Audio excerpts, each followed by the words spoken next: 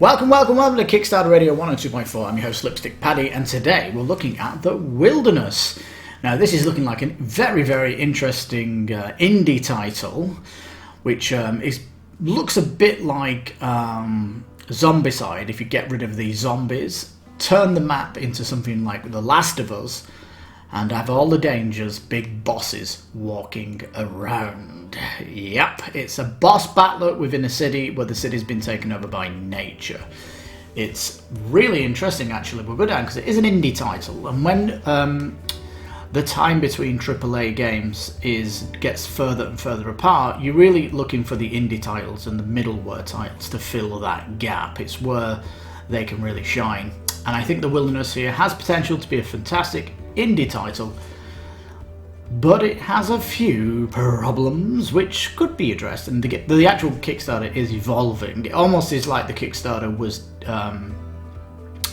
had a timetable. It had like a deadline to get it ready, because when it first popped up on Kickstarter it was missing key things which they've been adding throughout the day today. And happy Valentine's Day to everybody that's celebrating it. Now, 16-day campaign is a little unfortunate. It would have been nice to have seen a 21-day minimum, as I don't think this is going to have much time to get out there, but I'm at least sure in my subscribers, that this game is somewhat interesting. Now, let's go down and have a look, shall we? There's no FAQ as such, but there's lots of stuff in the comments asking about this, and there certainly is a lot of people on the $1 pledge at the minute because they feel it has potential. Now,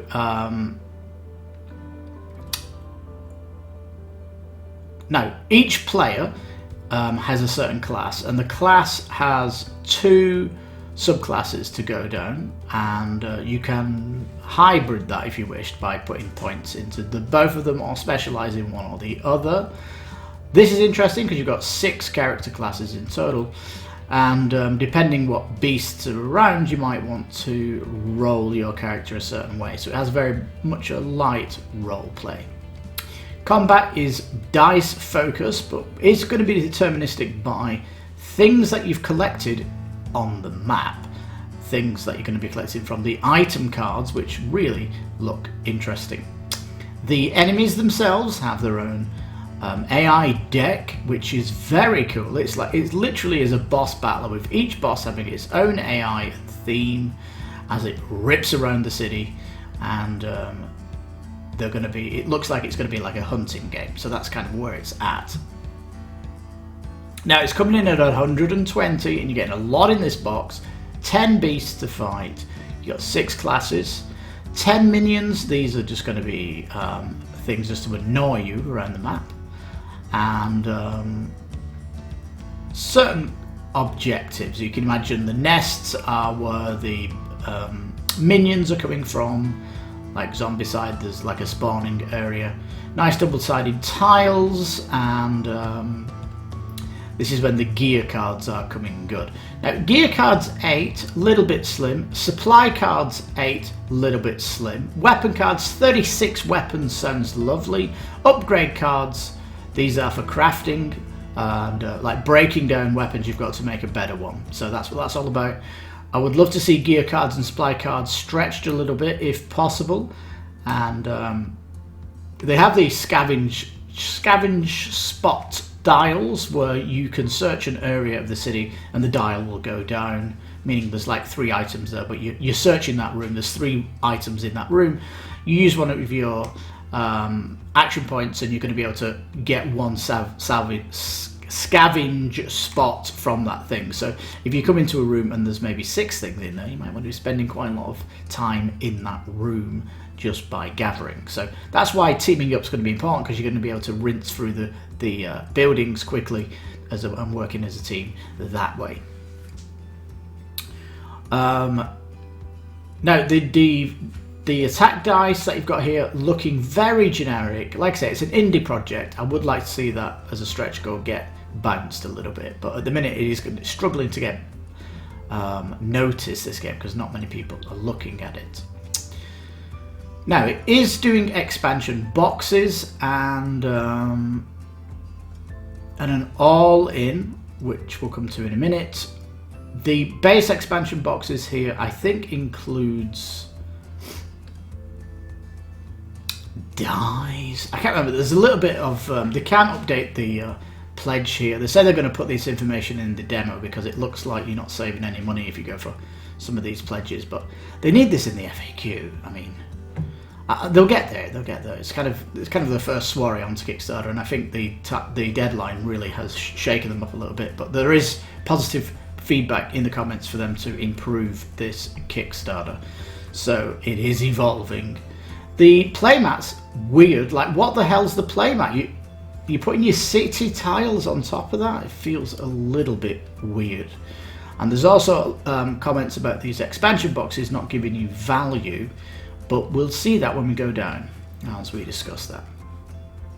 So beast in the main, you'll see that each monster has 20 cards from the AI deck. I really hope that the cards have a little bit of alternate art, especially if they're doing different attacks. If it's just carbon copy across 20 cards, that's going to be a little bit of a shame in my point of view. So if you got the monster cards with alternate art, that would be delicious. The bases all seem unique as well with each mini, so that's got some nice attention to detail. And I'm assuming that these minis will get another art pass as we go through, because as it translates over to the 3D. But hey, this has got estimated delivery coming December 2023, which is a little bit, I want to say, optimistic at the very least. I think if it had more time in the oven, it could have pushed the art more. That's what I'm thinking. It could have possibly put more detail on the minis, because the 3D printing in China at the minute is doing some excellent, really top-notch printing, and we're getting Game Workshop level of detail at the minute with stuff we're getting. So this looks a little bit old. It looks almost 5 years Kickstarter old, or 5 years old.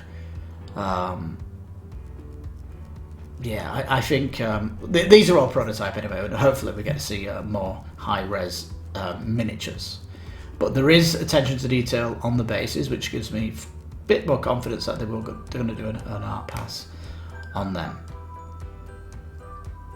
Anyway, all the monster design looks cool, and I definitely want to fight off against them.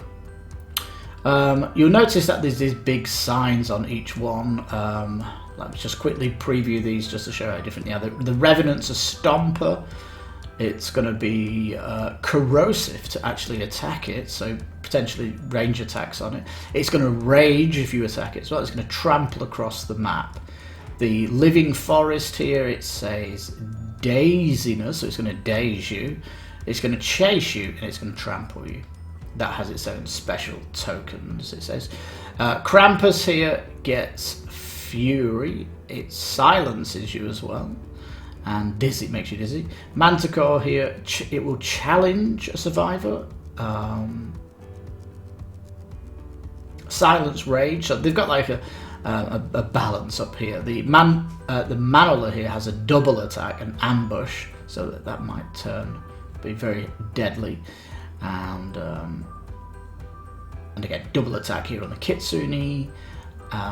Ambush and chasing you, the Umbra, that looks really cool, and the art is kind of really cool on these. The Hoarder here, double attack, corrosive, and dizziness from this guy. Ouch. So it looks like they're pulling from a pool of skills for each of these minis, so they're not going to be super complex, and they're basically sharing some key abilities from other races, but it's going to be their monster AI deck, which makes them feel unique. The Vicious Witch is an interesting one, isn't it? And yeah, so 24 miniatures, not really seen that. I think if you look at the video, it looks a little bit carbon copy-ish, which is a little bit of a shame. Like, there's 8 of these. Would have been nice to get more old characters.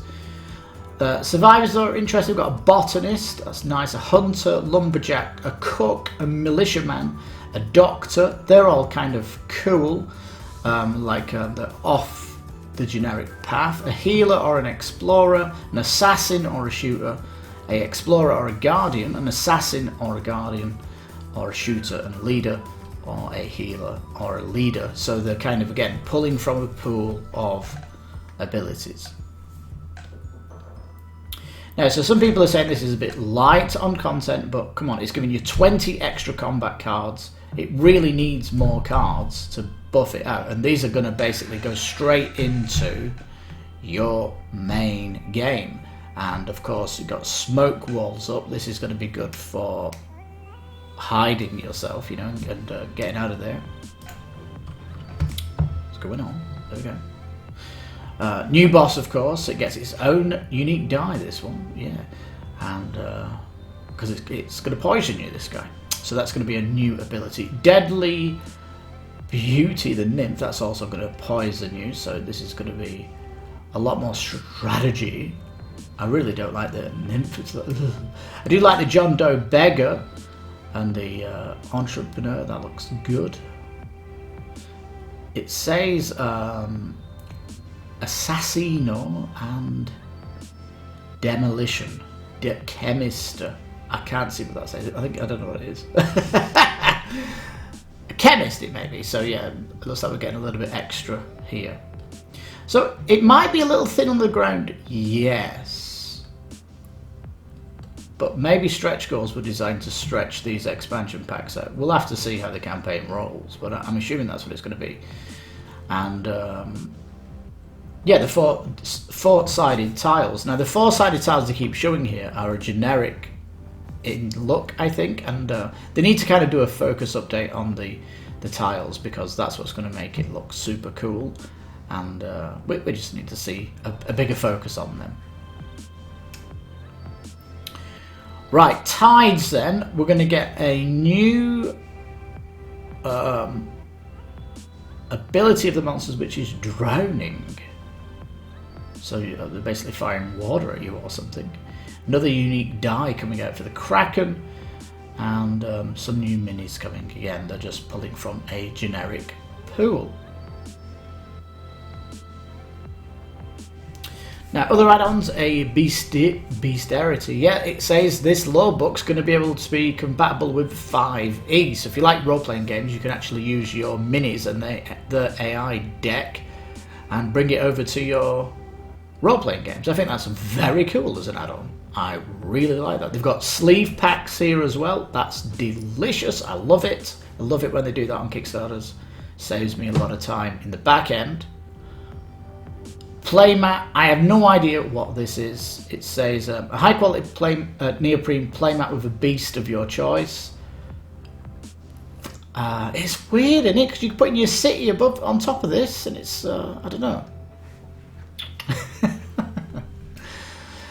They have got the custom dice here, but it is an add-on, unfortunately. Nice mini pin of the beast, survivor, or item of your choice. So that's kind of interesting. Still expensive for 10. You are going to get 2 of these, so I'm guessing you could pick 2 or whatever. I think that's not too bad of a thing. Plastic tokens. These are going to be acrylic, aren't they? That's very, very cool. So 120 is the pledge. Expansion's pushing it to $200, and there is a bigger pledge, which is the all-in. They have this limited at the minute. This is because of the early bird offer that they've got going on.